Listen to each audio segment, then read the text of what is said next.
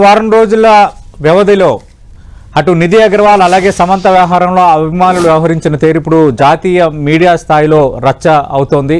ప్రధానంగా దక్షిణాదిలో ఈ ధోరణి ఎక్కువ ఉందన్న అంశాన్ని జాతీయ మీడియా ఎత్తి చూపుతోంది. అసలు ఎందుకు అభిమానం ఈ స్థాయిలో వెళ్తోంది? ఈ అంశంపై మనం డిబేట్లో మాట్లాడబోతున్నాం. ప్రముఖ సోషల్ యాక్టివిస్ట్ కృష్ణకుమార్ గారు ఉన్నారు. కృష్ణకుమార్ గారు, అంటే అభిమానం ఉండడం వేరు, ఎక్కువ అభిమానం ఉండడం వేరు. అంటే ఫ్యాన్స్ ఎక్కువగా అభిమానిస్తారు. ఒక సినిమా వచ్చినప్పుడు దాన్ని ఎక్కువగా హడావిడి చేయటము, లేదంటే ఇష్టమైన హీరోయిన్కి సంబంధించి ఎక్కువగా ఇచ్చేయటం చేస్తారు.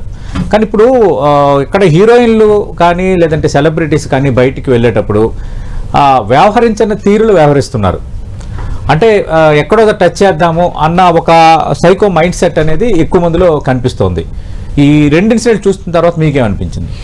అభిమానం కాదండి, అది ఖచ్చితంగా అభిమానం కాదు. వాళ్ళకి ఏంటంటే ఒక మహిళ నేను ముట్టుకోవచ్చు, నేను ముట్టుకోవాలి అంతే, అంతకంటే వేరే ఏమి లేదు.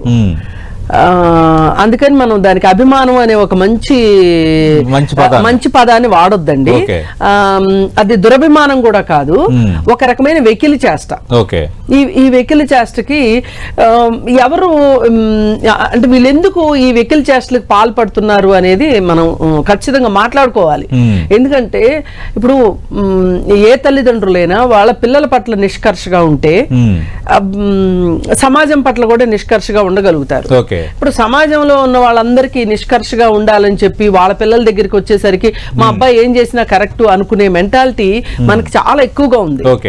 పైగా ఒక అబ్బాయి పైన ఏదన్నా ఇట్లాంటి కంప్లైంట్ వచ్చింది అనుకోండి, ఆ తల్లి ఏమంటదంటే ఇమ్మీడియట్ గా తల్లి గాని తండ్రి గాని ఇంట్లో ఉన్న ఆడవాళ్ళు ఎవరైనా సరే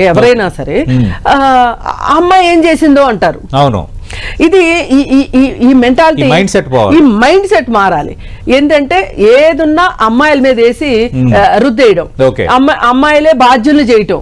ఇప్పుడు ఇక్కడ నిజానికి వీళ్ళు బాధితులు, ఈ బాధితుల్ని బాధ్యులను చేస్తున్నారు.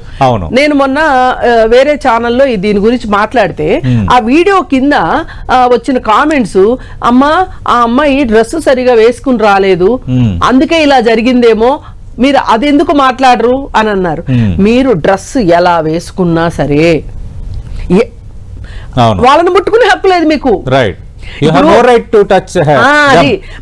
మీకు హక్కు లేదు.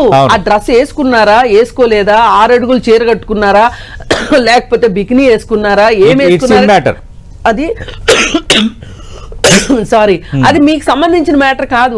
నువ్వు నీ భార్యను ముట్టుకున్నంత హక్కుతోటి భార్యను ముట్టుకుంటానికి కూడా మ్యారిటల్ రేప్ అనే ఒక మాట వచ్చిన తర్వాత ఆమె అంగీకారం కూడా చాలా అవసరము అనే ఒక ఆలోచన వచ్చిన ఈ సందర్భంలో ఒక ఆమె సినిమా యాక్టర్ కావచ్చు, పక్కింటి ఆవిడ కావచ్చు, ఎవరో తెలియని ఆవిడ కావచ్చు, ఆవిడని ముట్టుకునే రైట్ నీకు ఎవరిచ్చారు?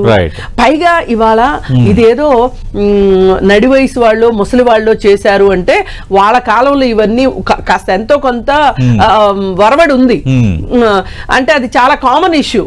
కానీ ఈ రోజు ఈ జనరేషన్ కి ఇది కామన్ ఇష్యూ కాదు. ఎందుకంటే చాలా మంది ఏం మాట్లాడుతున్నాము, మీకు ఒక అమ్మాయి పట్ల ఒక ఇష్టం కలిగి ఉండొచ్చు మనసులో, కానీ మీరు ఎన్నిసార్లైనా ఆమెకి ఐ లవ్ యూ చెప్పే హక్కు ఉంది మీకు. కానీ ఎప్పటి వరకు? ఒక్కసారి ఆమె నో చెప్పే వరకు. నో మీన్స్ నో, ఇది ఫైనల్. నో మీన్స్ నో అనేది ఈ అభిప్రాయాన్ని మనము మీడియా ద్వారా కావచ్చు, సినిమాల ద్వారా కావచ్చు, వీటి ద్వారా ఎంత ఎక్కువగా యువతకి చెప్పగలిగితే ఈ యువతలో ఈ మార్పు వస్తుంది. మీరు నెటిజన్స్ కోసం ప్రస్తావించారు కాబట్టి నేను కొన్ని కామెంట్స్ చూసా. ఇప్పుడు సమంత విషయంలో సేమ్ వస్త్రధారణని ఒక ఇష్యూగా చూపిస్తున్నారు కొందరు నెటిజన్స్. మరికొందరు అన్నారు ఒక హీరోయిన్ వస్తున్నప్పుడు ఆమె కరెక్ట్ సెక్యూరిటీ పెట్టుకోవాలి కదా, అభిమానులు అన్నాక ఎగబడతారు అని. అంటే దానికి రెస్పాండ్ అయింది ఆమె. అసలు అభిమానులు కాదండి, మనం అసలు ఎవ్వరు ఏం మాట్లాడినా. ఇప్పుడు నిన్న మొన్న నేను ఇంకోటి చూసానండి, పాత యాక్టర్ కాజల్ ఉంది కదా, అజయ్ దేవగన్ వైఫ్, ఆమె ఏదో ఒక ఫంక్షన్ లో ఎవరో తనకు తెలిసిన ఒక అతన్ని కొంచెం దగ్గర తీసుకొని, సొంత మామయ్య లేదు ఇది రీసెంట్ గా ఎవరో యంగ్ అబ్బాయిని అంటే బాగా చిన్నప్పటి నుంచి అబ్బాయి తెలిసిన అబ్బాయి ఏదో అయ్యి ఉంటది. అయితే చాలా దగ్గరగా తీసుకుంటే దాని కింద చీ నీకు సిగ్గులేదు, పెళ్ళయి పెళ్ళిడికి వచ్చిన పిల్లని పెట్టుకొని ఎవరిని పడితే వాడిని నువ్వు దగ్గర తీసుకుంటావా అని ఆ అమ్మాయిని అనగలిగిన వాళ్ళు మొన్న రాఘవేంద్రరావు సినిమా డైరెక్టర్ రాఘవేంద్రరావు, ఆయన వయసు 82 ఏళ్ళు దగ్గర ఆయన నిహారిక పట్ల ప్రవర్తించిన తీరు గురించి ఎవరైనా మాట్లాడుతున్నారో చెప్పండి. ఇప్పుడు కాజల్ గురించి మీరు అంటే దీని అర్థం ఏంటి? ఆడవాళ్ళకు ఒక రూలు, మగవాళ్ళకు ఒక రూలు. మీరు జెండర్ బయాస్ ఉంది మన దేశంలో. ఈ జెండర్ బయాసు,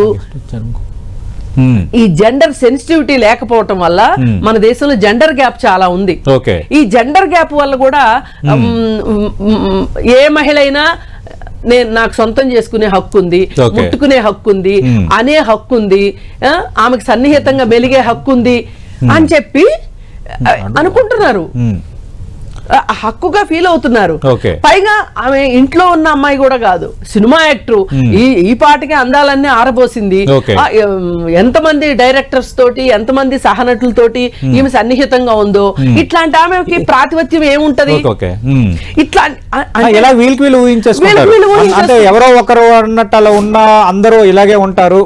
హీరోయిన్లు అంటే టేకెన్ ఫర్ గ్రాంటెడ్ అన్నట్టుగా. ఇదే 10 టీవీలో ప్రగతితో నేను పాడ్కాస్ట్ ఇంటర్వ్యూ చేశాను, ఆమె అదే ఫీల్ అవుతుంది. అందరినీ ఒకే దృష్టితో చూస్తారు, ఒక షూటింగ్కి వెళ్తే ఒక దృష్టితో చూస్తారు. నేను వెయిట్ లిఫ్టింగ్ చేస్తుంటే నీకు సినిమాలు లేవు కాబట్టి నువ్వు పవర్ లిఫ్టింగ్ చేస్తున్నావు అని కింద విపరీతంగా అని చాలా ఒక రకంగా భావోద్వేగానికి గురయ్యారు. కాదండి, నేను అంటున్నా అందరినీ ఒక గాట కట్టే హక్కు వీళ్ళకి లేదు, సరిగదా? మీకు మీరు ఊహించేసుకుని వాళ్ళ క్యారెక్టర్ గురించి మీరు వాళ్ళ క్యారెక్టర్ అది కాబట్టి నాకు హక్కు ఉంది అనుకోవడం తప్పు. ఇది ఈ భావన పోవాలి. అంటే ఈవెంట్స్ విషయంలో మీరు ఎలాంటి జాగ్రత్తలు తీసుకోవాలి? ఈవెంట్స్ మేనేజర్స్ వీళ్ళు ఈవెంట్స్ విషయంలో వీళ్ళు జాగ్రత్త తీసుకోవటం కాదండి. ఇప్పుడు రోడ్డు పైన ఒక 1,00,000 రూపాయలు పడి ఉంటాయండి. ఇప్పుడు ఒక ఆటోలో ఎవరో ఒక ఆమె నగలు మర్చిపోయింది. ఆటో అతను తీసుకెళ్లి పోలీస్ స్టేషన్ లో అప్పగిస్తున్నాడా లేదా? అప్పగిస్తున్న వాళ్ళకి మర్యాదగా గౌరవంగా వాళ్ళు సత్కరించి పంపిస్తున్నారా లేదా అంటే నేను ఈ కంపారిజన్ ఎందుకు పెట్టానంటే వీళ్ళు మహిళల్ని ఒక ఆస్తిగానో సొంత హక్కుగానో ఫీల్ అవుతారు. మీకు అట్లా ఫీల్ అయ్యే హక్కు లేదని చెప్తున్నా. మీ సొంత భార్య పట్ల మీకు ఆ హక్కు లేనప్పుడు పరాయి స్త్రీ పట్ల మీకు హక్కు లేదు. పైగా ఇంకోటి మన నిర్భయ పూరి జగన్నాథ్ ఒక ఇంటర్వ్యూలో చెప్పారు, ఇప్పుడు బాలకృష్ణ ఎవరినైనా కొడతారంటే బాలకృష్ణ ఎవరు కొట్టడానికి ఆయన అలాంటి వాడు ఇలాంటి వాడు అని అంటారు. కానీ ఏ విధంగా టార్చర్ చేస్తారో మాకు కూడా చెప్పరాని చోట కూడా ప్రెస్ చేస్తారు కొందరు, చాలా ఇరిటేట్ చేస్తారు అని పూరి జగన్నాథ్ ఈ మధ్యకాలంలో ఒక ఇంటర్వ్యూలో చెప్పారు. అవునండి, నేను అనుకున్నాను బాలకృష్ణ వీళ్ళందరూ ఏంటి ఇట్లా కొడతారు వీళ్ళు దేవాంశ సంభూతులా అని. మరి ఇవన్నీ చూసిన తర్వాత మరి అలాగే ఉండాలేమో. ఇక్కడ మగవాళ్ళ విషయం వేరు, ఆడవాళ్ళ విషయం దగ్గరికి వచ్చేసరికి వేరండి. వీళ్ళు సఫకేషన్ ఫీల్ అవుతారు, మగవాళ్ళు వచ్చి మీద పడిపోతారు, ఆటోగ్రాఫ్లు అడుగుతారు, లేకపోతే షేక్ హ్యాండ్లు ఇవ్వటానికో లేకపోతే ఏదో అనుకుంటారు. కానీ ఆడవాళ్ళ దగ్గరకు వచ్చేసరికి వీళ్ళ దృష్టి ఏంటి అంటే వీళ్ళ దృష్టి కోణం ఉంది చూసారా, వీళ్ళు చూసే పర్స్పెక్టివ్ మైండ్ సెట్ మారాలి. ఒక అమ్మాయికి ఇష్టం లేకుండా 30 సెకండ్లు చూడకూడదు, ఇది చట్టం చెప్తుంది. 30 సెకండ్లు చూడకూడదు అని చట్టం ఉంటే నువ్వు ఎలా వెళ్ళి ముట్టుకుంటావు? ఎలా ముట్టుకుంటావు? అదెంత పెద్ద తప్పు. ఇది అవగాహన కలిగించాల్సిన అవసరం ఉందండి మన మీడియాకి, మరీ ముఖ్యంగా ఉంది మీడియా.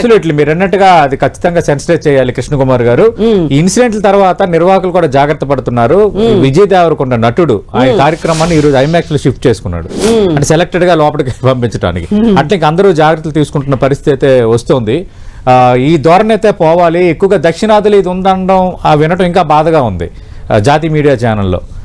జాతీయ మీడియా గురించి మాట్లాడకండి, దానంత పనికిమాలిన మీడియా ఇంకొకటి లేదు. అసలు వాళ్ళకి దక్షిణాది వాళ్ళ మీద పడి ఏడవటం తప్పితే, దక్షిణాది వాళ్ళ మీద పడి మాట్లాడటం తప్పితే ఇంకొకటి తెలియదు. అసలు వాళ్ళంతా బార్బేరియస్ కల్చరో వాళ్ళు ఒకసారి చూసుకోవాలి. థ్యాంక్ యూ కృష్ణకుమార్ గారు. మనం చూస్తున్నాం ఈ సంఘటనల నేపథ్యంలో హీరోయిన్లు తప్పుపట్టడం కాదు, ప్రధానంగా మన మైండ్ సెట్స్ మారాయి. వాళ్ళ అభిమానులు కాదు, దురాభిమానులు కాదు, అది ఒక రకమైన సైకోయిజం. ఖచ్చితంగా దీన్ని సెన్సిటైజ్ చేయాలి, అలాంటి వారి విషయంలో కఠినంగా ఉండాలని కృష్ణకుమార్ గారు అంటున్నారు. ఇది ఈ 2 ఇన్సిడెంట్లకు సంబంధించిన 10 టీవీ డిబేట్. ఫ్యాన్సా రోక్సా?